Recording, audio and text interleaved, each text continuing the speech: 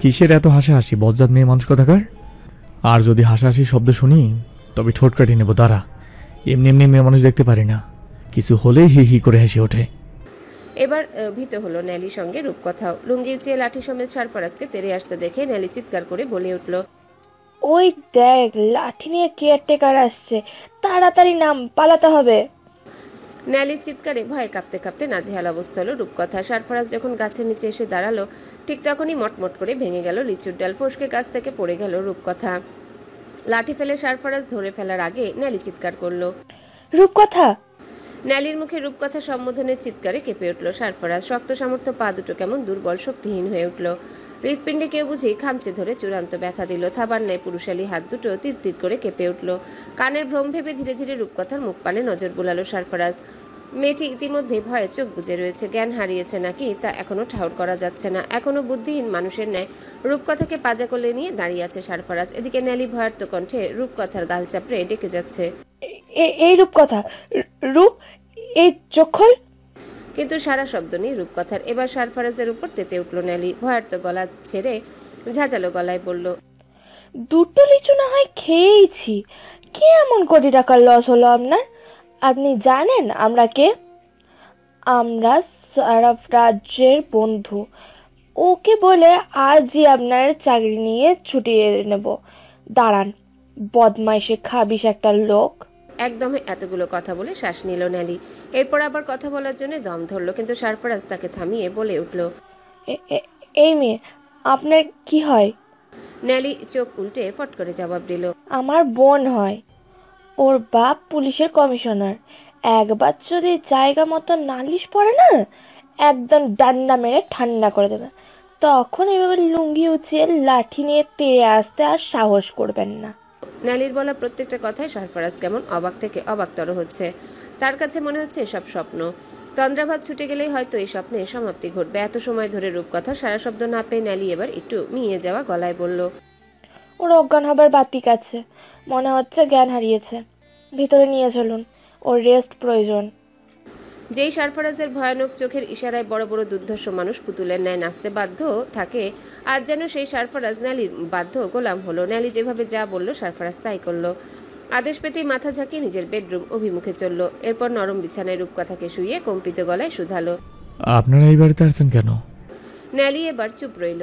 এই লোককে মোটেও সুবিধার মনে হচ্ছে না তার। অনেক প্রশ্ন করে মানুষটা। একজন কেয়ারটেকারের এত কৌতূহল পছন্দ হলো না নেলির।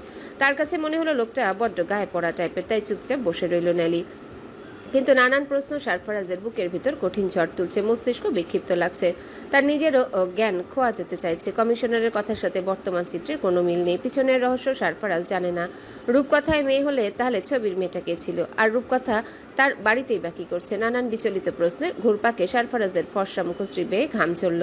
কেমন অসহনীয় অস্থিরতা তাকে পুরোটা গ্রাস করলো। নিজেকে বহু কষ্টে সামলে এক মগ পানি এনে কম্পিত হাতে ছিটা দিল রূপকথার চোখে মুখে।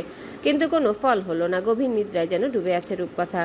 এবার রূপকথার মায়াবী কোমল চেহারায় দৃষ্টি তাক করলো সারফারাজ। উপরের ঠোঁটের কোণে তিলটা আরো স্পষ্ট হয়েছে ছোটবেলার তুলনায়। চোখের ঘন পাপড়িগুলো আর একটু বেঁকে গিয়েছে। কমলা রঙা ঠোঁট আর বোচা নাক, গ্রীবাদেশে ছোট একটা জন্মদাগ। এই তো রূপকথা, একদম ছোটবেলার সাথে হুবহু মিলে গিয়েছে। তাহলে কমিশনার তাকে মিথ্যে ছবি দেখালো কেন? হঠাৎই রূপকথার পায়ের দিকে নজর গেল সারফারাজের। তার দেওয়া জুতা জোড়া রূপকথার সফেদ মোহনীয় পায়ে বেশ মানিয়েছে। এত বড় হয়ে গেছে সেই ছোট্ট রূপকথা। সারফারাজের হাসি পেল, আনন্দের হাসি। অল্প হেসেও ফেললো। সেই হাসি নজরে আটকালো নেলির। তার কাছে মনে হলো মানুষটির চরিত্রগত সমস্যা আছে, নইলে একটা জ্ঞানহীন মেয়ের দিকে এভাবে লুলুপ দৃষ্টি কোনো সভ্য মানুষ দিতেই পারবে না। আগত ঝামেলা আজ করে নেলি আর থাকতে চাইল না এই বাড়িতে। হুট করে এক অজানা ভয় এসে গ্রাস করলো নেলির মনে। লোকটা যদি আমাদের কিছু করে দেয়, ওনার সাথে ভেতরে আসা একদম উচিত হয়নি। মনে মনে কথাটা ভেবে এখান থেকে পালানোর পথ খুঁজলো নেলি। এরপর বুদ্ধি খাটিয়ে বলে উঠল, হসপিটালে নিতে হবে ওকে। ডক্টর ছাড়া ওর জ্ঞান ফেরানো সম্ভব না। প্যানিক অ্যাটাক এসছে, বুঝলেন?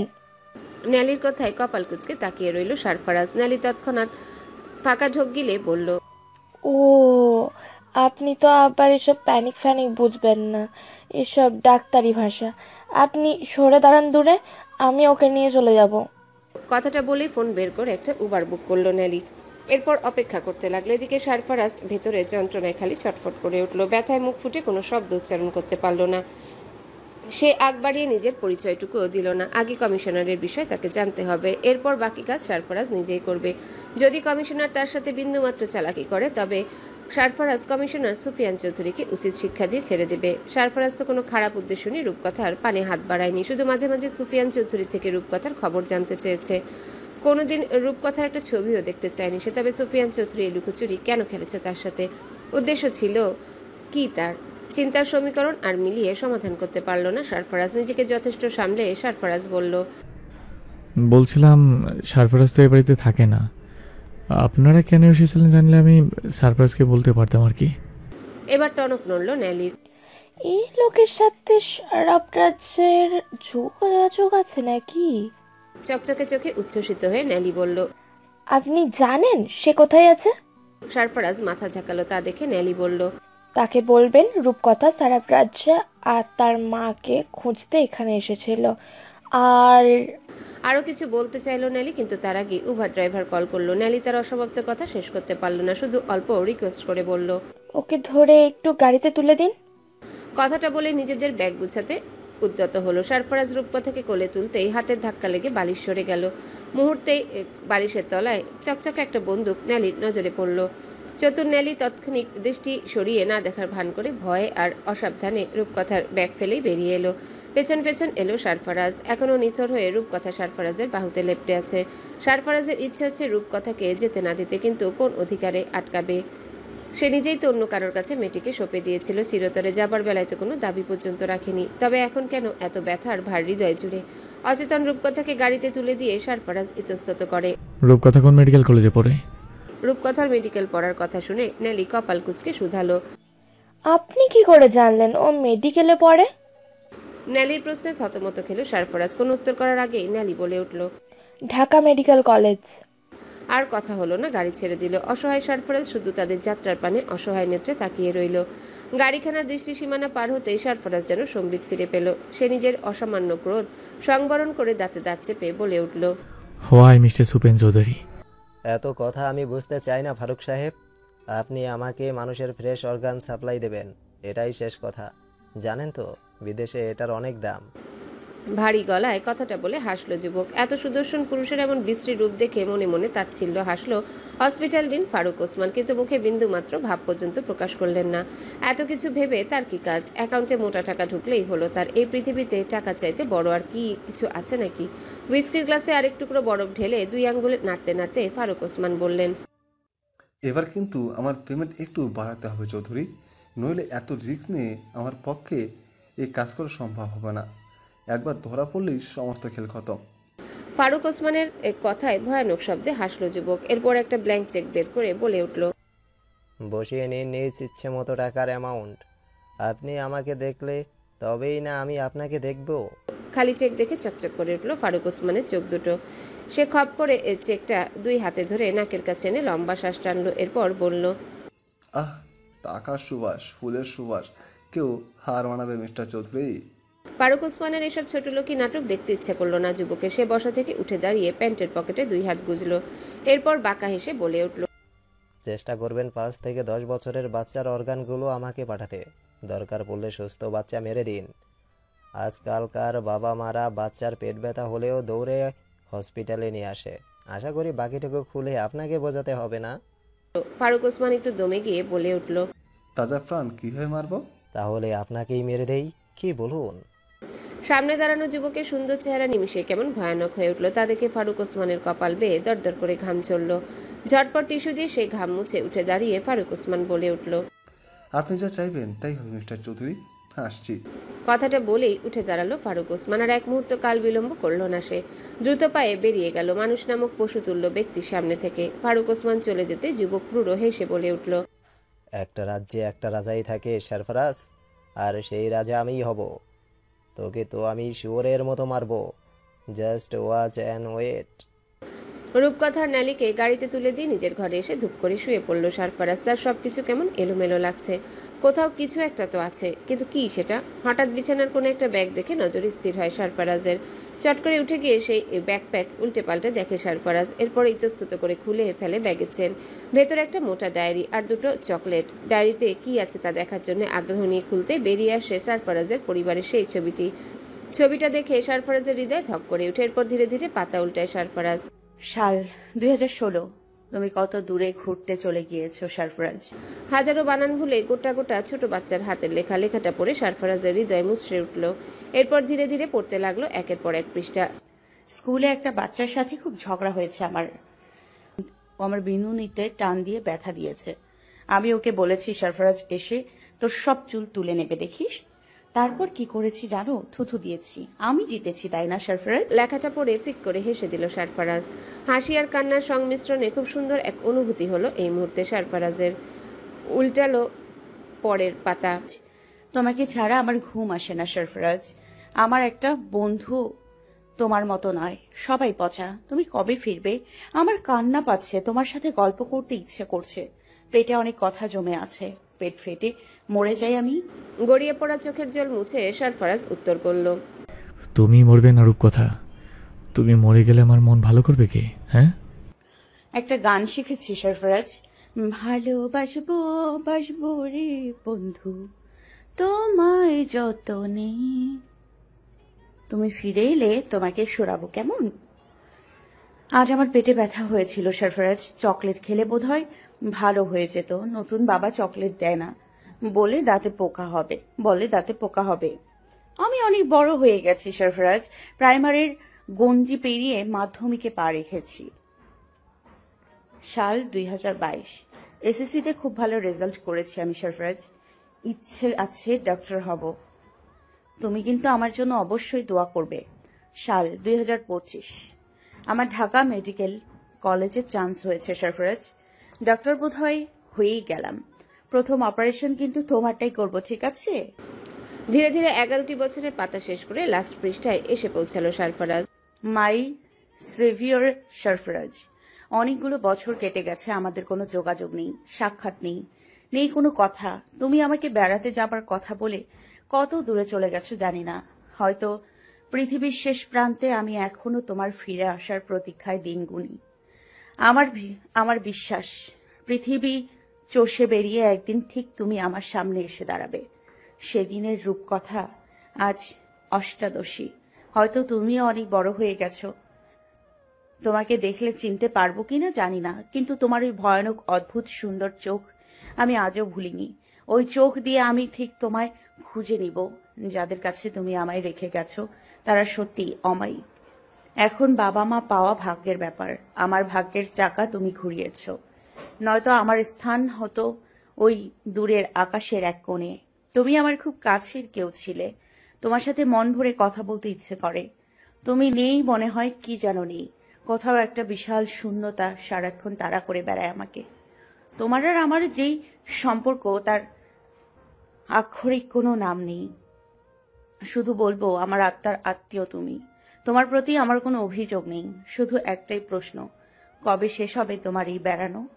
আমাকে সঙ্গে নিলে খুব ঝামেলা হতো বুঝি।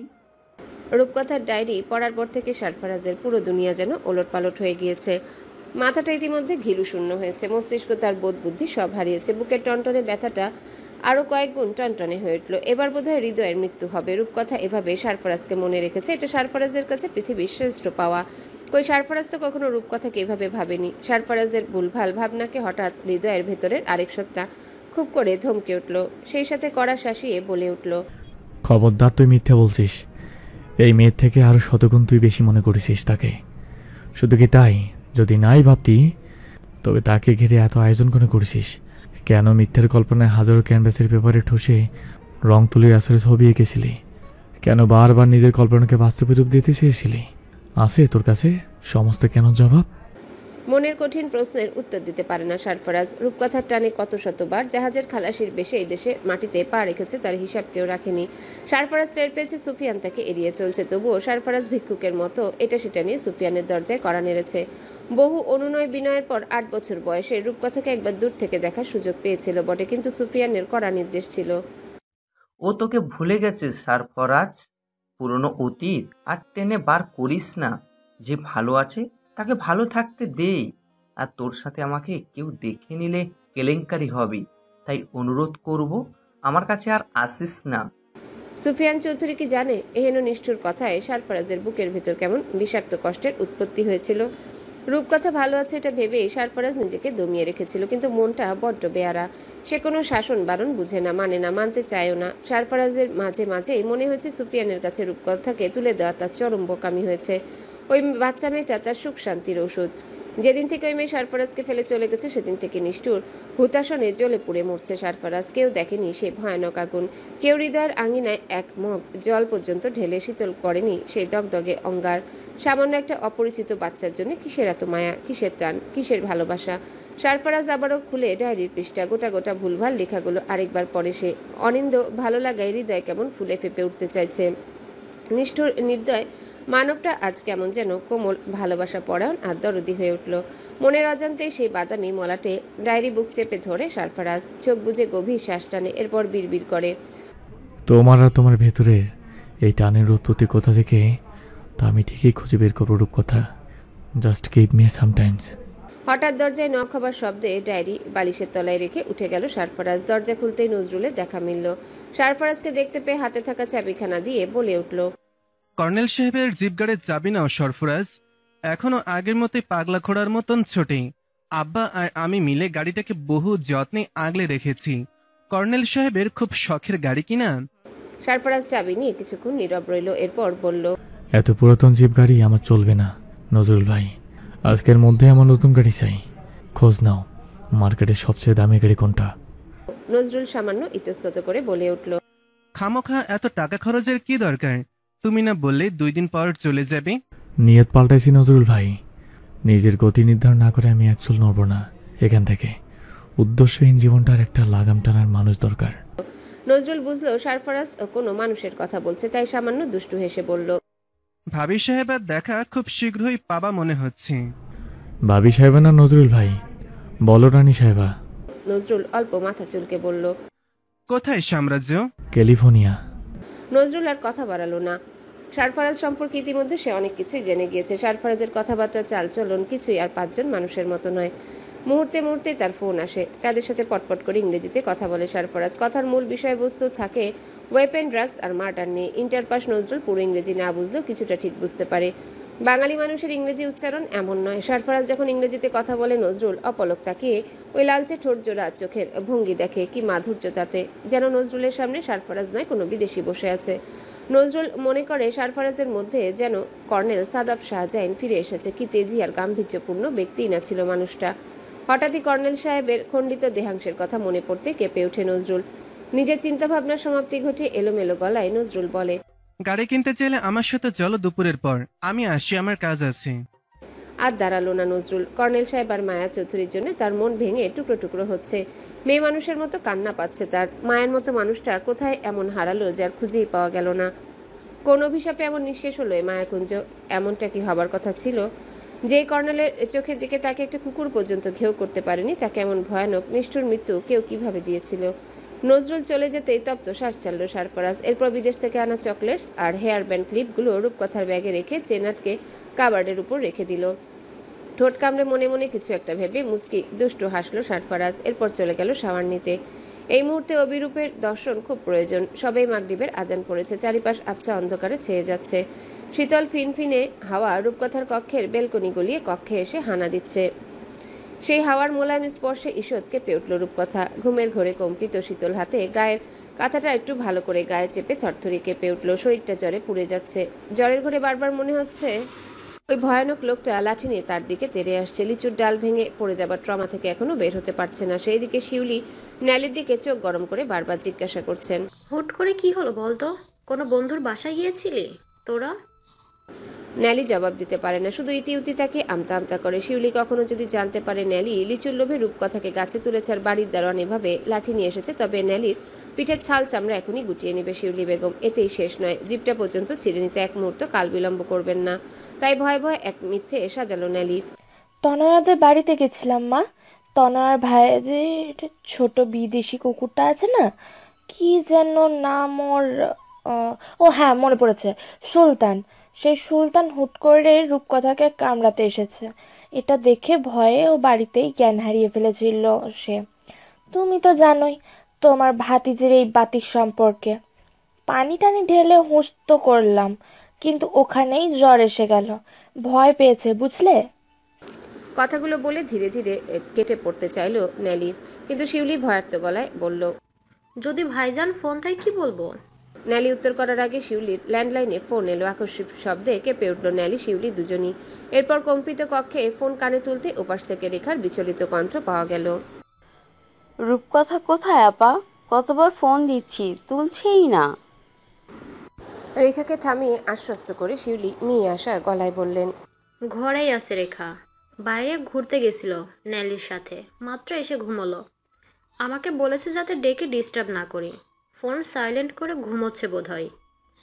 উঠলে তোমাকে কল করতে বলবো, কেমন?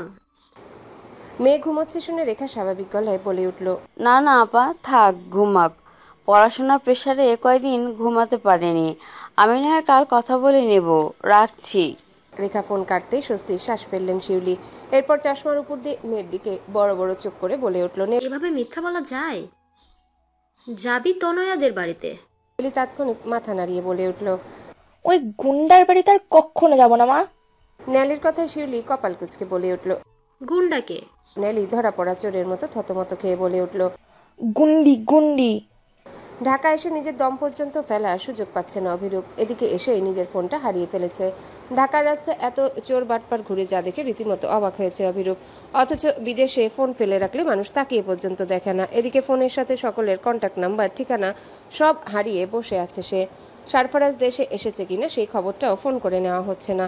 সারফারাজ কি ভাববে সেটা মনে করে লজ্জায় নাক কাটা যাচ্ছে তার। তাই মনে মনে অভিরূপ ভাবলো একবার সারফারাজের বাড়িতে যাবে সে। বিদেশ থাকতে এমনটাই কথা হয়েছিল, সারফারাজ নিজ বাড়িতেই থাকবে কিছুদিন এবং তার মাকে খুঁজবে।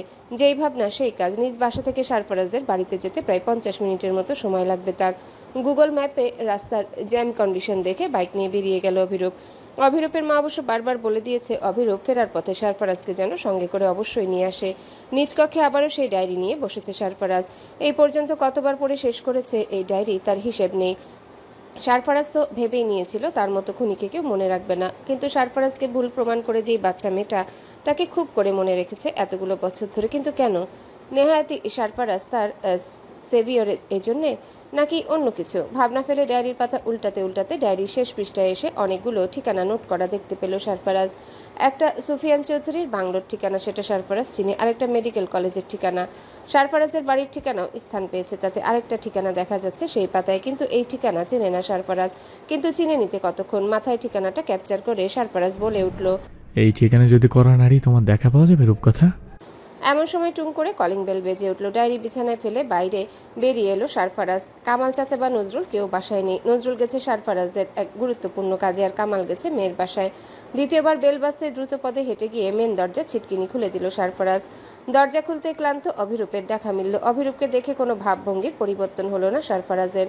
জুতো খুলে ভেতরে প্রবেশ করতে করতে অভিরূপ বলে উঠল, নাইস হাউস।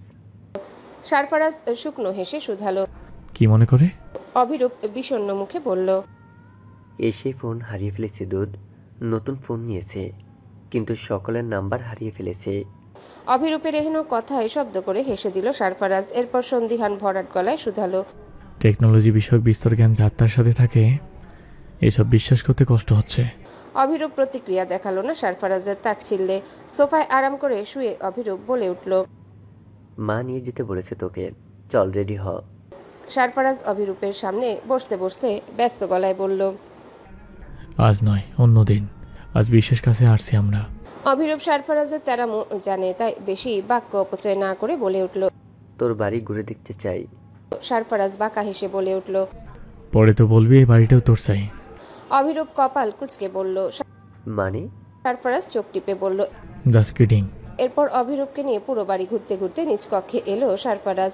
সারফারাজের কক্ষে ঢুকে বিছানার উপর পড়ে থাকা আকর্ষণীয় ডায়েরি নজর কাড়ল অভিরূপে। দ্রুত পায়ে হেঁটে সেই ডায়েরি স্পর্শ করবার আগে সারফারাজ ছো মেরে নিয়ে বলে উঠল, এটা স্পেশাল, এটা দেখতে পারবি না তুই।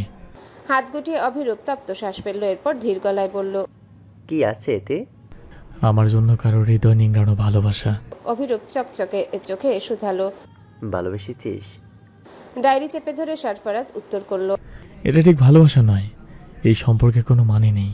সেই নামহীন সম্পর্কের সংজ্ঞা খুঁজে বেড়াচ্ছি আমি। প্রসঙ্গ পাল্টে অভিরূপ হঠাৎ শুধালো, রূপকথার কোনো খোঁজ পেলে? সারফারাজ চট করে মাথা নাড়িয়ে বলে উঠল, না। অনেক বড় হয়ে গেছে সে, তাই না? আমার মনে হয় তুই রূপকথার রূপের যেই বর্ণনা আমাকে বলেছিস তার চাইতেও মোহনীয় সে। কথাটা বলতে বলতে অদ্ভুত হাসলো অভিরূপ। সেই সাথে পুরো মুখশ্রী জুড়ে কিছু হাসিল করার আনন্দ ফুটে উঠল। অভিরূপের হাসি আর গভীর চোখের ভাষা নজর এড়ালো না সারফারাজের। ঠোঁটে হাসির রেখা অব্যাহত রেখে সারফারাজ বলল, মহাকবি আলাউলের পদ্মাবতী পড়েছিস? আকস্মিক সাহিত্যের প্রশ্নে অভিরূপ কপাল কুঁচকে বলল, না, কেন? পদ্মাবতী রূপের বর্ণনা শুনেই তাকে নিজের করার জন্য উন্মাদ হয়ে উঠেছিল আলাউদ্দিন খলসি, কিন্তু শেষ পরিণতি ছিল খুবই ভয়ঙ্কর। এইসব সাহিত্যের গল্প আমাকে কেন বলছিস? গল্প করা মানুষের বড্ড অভাব, তাই। হ্যালো বন্ধুরা, পরবর্তী পার্ট খুব তাড়াতাড়ি আসবে, তো সবাই অপেক্ষায় থাকো। আর চ্যানেলটি যারা এখনো সাবস্ক্রাইব করনি তারা পরবর্তী পার্ট দেখার জন্য চ্যানেলটি সাবস্ক্রাইব করে রেখো। ধন্যবাদ সবাইকে, আমাদের সাথেই থেকো।